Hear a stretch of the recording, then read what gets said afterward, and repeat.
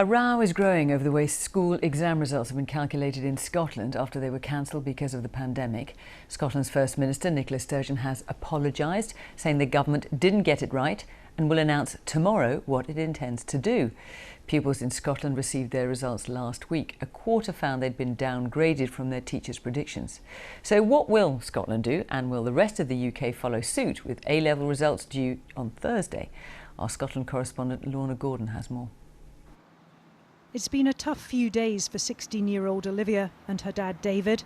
Her dreams of studying medicine after she got results that bore little resemblance to what she was predicted, for now on hold. I wasn't really nervous at all because I kind of knew what I was expected to get, and then opened up my results and I was completely devastated.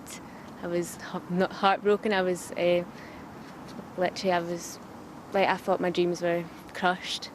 After days of defending the process, a U-turn from Scotland's First Minister, who said she wasn't prepared for young people in more deprived areas to think the system is stacked against them.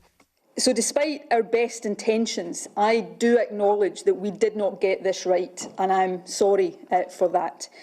But instead of doing what politicians sometimes do and dig our heels in, we are determined to acknowledge that and to put it right. The anger was down to this. With no exams this year, the Scottish Qualifications Authority calculated grades based on teacher assessments, but 125,000 of those estimates were downgraded, the exam board calibrating the results taking into account the school's past performance. Higher pass rates for pupils in deprived areas were reduced by more than 15%, in comparison to just under 7% in more affluent areas. The row over results overshadowing the fact that from tomorrow pupils start returning to Scottish schools. This room is set up at 2 metres apart. Teachers like those here in Kelso focus both on keeping pupils safe and trying to understand how the results system let so many down. For us it was quite a significant amount that was dropped either one band or down two. Really? Yes. Moderation across the schools is very important, and obviously we want that, SQA to have that, but it is a case of each kid's individual, and basing results on the last year's results, it just doesn't sit right with us. What do we want? Some Scottish pupils took to the streets to protest their grades. With A-level results in England, Wales and Northern Ireland due out on Thursday, the Prime Minister will be keen to avoid similar scenes. This year, there's some anxiety about, what grades pupils are going to get, and everybody understands the system that the teachers are setting the grades. Then there's a standardisation system, and we'll do our best to ensure that the hard work of pupils is properly reflected. Those heading back to school here have been enjoying their last day of the summer holidays after nearly 5 months away. Plans to fix the Scottish grading system that left so many down will be set out tomorrow. Then returning to the classroom, the next big challenge ahead. Lorna Gordon, BBC News in the Scottish Borders. Well, as we heard there, Scotland schools open their doors from tomorrow. England aims to follow suit in September. The Education Secretary Gavin Williamson says there's little evidence of coronavirus being transmitted in schools, and the plans to fully reopen schools in England have been guided by the best science. But how safe will classrooms be for pupils and for teachers? Our science editor David Shipman has been looking at the evidence. All the signs are that children generally escape the worst of the virus. Studies across Europe show that under 18s make up a tiny fraction of all the cases. So for them, schools should be safe. For young children, for primary school children, they're probably about half as likely as adults to get infected, and they're extremely unlikely to get unwell. For secondary school children, they behave more like young adults in terms of their risk of infection, but they're also unlikely to get unwell from COVID. For staff, the risks may be higher, so a lot will depend on careful social distancing and other measures to reduce the chances of infection. Another concern is what happens beyond the gates in the wider community, whether more activity and contacts will allow the virus to reach further. The big worry is what's called the R number, the pace of infection, whether one person spreads the virus to 2 others, for example, and each of them infects 2 more.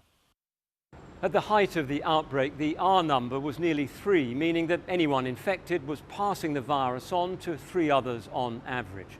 right now across the UK is just below 1. Anything above that and the virus could escalate again.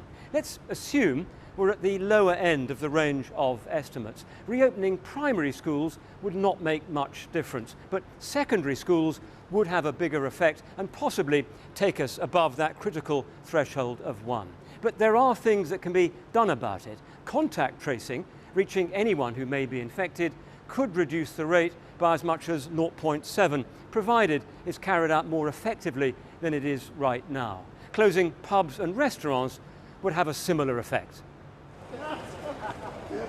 So with the virus still circulating, will pubs or something else have to give? Scientists say that if children do return to school, adults will have to be more careful than ever. The temptation is there that you will start resuming everyday life. You might go shopping more, you might go to work more, you'll increase you might go to the gym that you haven't been able to go to while your kids have been at home. And it's really those contacts we have to be really careful not to increase. In any event, there are no guarantees. A few schools in various parts of the world have experienced outbreaks. Usually they're blamed on a lack of attention, showing how basic measures really matter. David Shuckman, BBC News.